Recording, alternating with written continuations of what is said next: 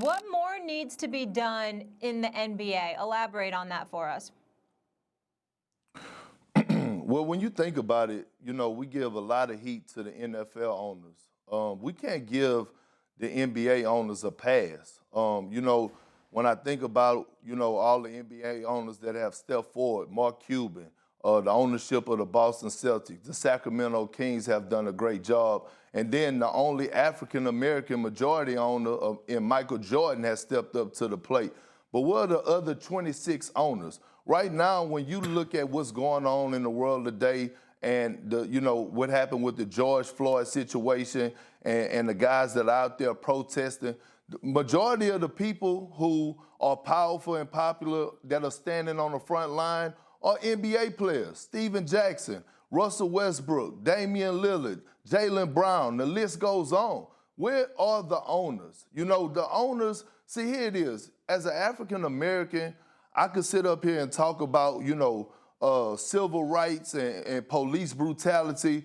And yes, it holds a little weight, but at the end of the day, you will have a certain amount of people that will say, oh, Kendrick Perkins just speaking out because it happened to an African American. But when you have a white American with power, like majority of these owners have, and they speak out, it sings a different song. And my problem is that when you get drafted or when the team drafts you or sign you, first thing they say, welcome to the family. If there's anything you need, we here for you. Does that only apply when it's beneficial to the owners? When the players are selling out arenas and the concession stands are running out of popcorn and selling out of hot dogs and nachos, and the beer man have to leave work early because there's no more. They done sold out of Budweisers and Miller Lights. No, think about this.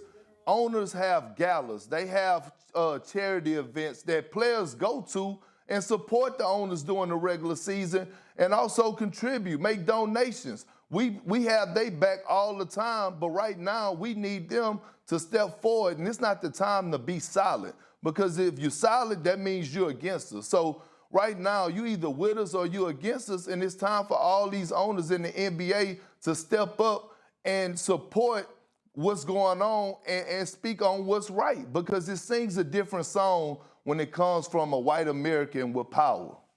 Go ahead, Max.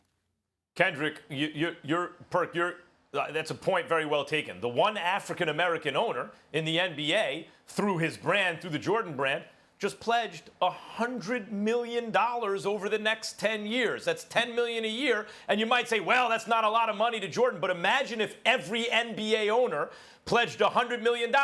That would be $3 billion over the next 10 years. Is it coincidental that the African-American owner did it? Perk, when you look at the owners, who in particular do you look at and go, that guy? We've called out Jerry Jones, for example. He's been willing to make comments on politics as long as it's one side of the aisle. Now suddenly he doesn't want to make a comment on politics. Richard Sherman pointed this out. Who of the NBA owners do you go, him? This guy needs to say something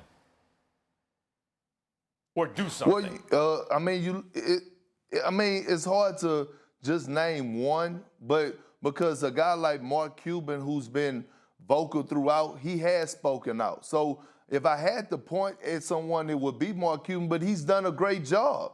He's speaking out about it. He's out there protesting. He's doing his part. So I'm not just picking on one particular owner, but if I had to choose one, it would be Dan Gilbert of the Cleveland Cavaliers, because he's had a background of doing crazy things or saying crazy things about NBA players, but yet those same NBA players that when you're on the Cleveland Cavaliers team, you go out and support his charity event that he has for his son. So where's Dan Gilbert right now during this time? That guy, those are the owners that need to be, not quiet, because again, Max, they have the relationships. You can't tell me that owners, these white American owners in the NBA don't have great relationships with governors and mayors and people of power, even our president, our leader, so-called, and Donald Trump.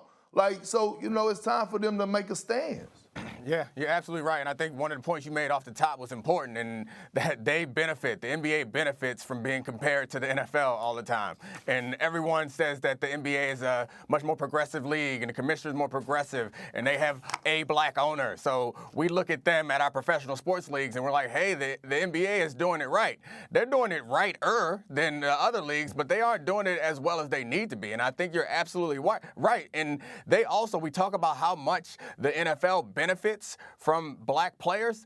I mean, the NBA has been built, like even in the NFL, you can point to some white quarterbacks who kind of get people excited and generate a lot of revenue. Like, let's stop and look at the history of the NBA. It is awfully black and American.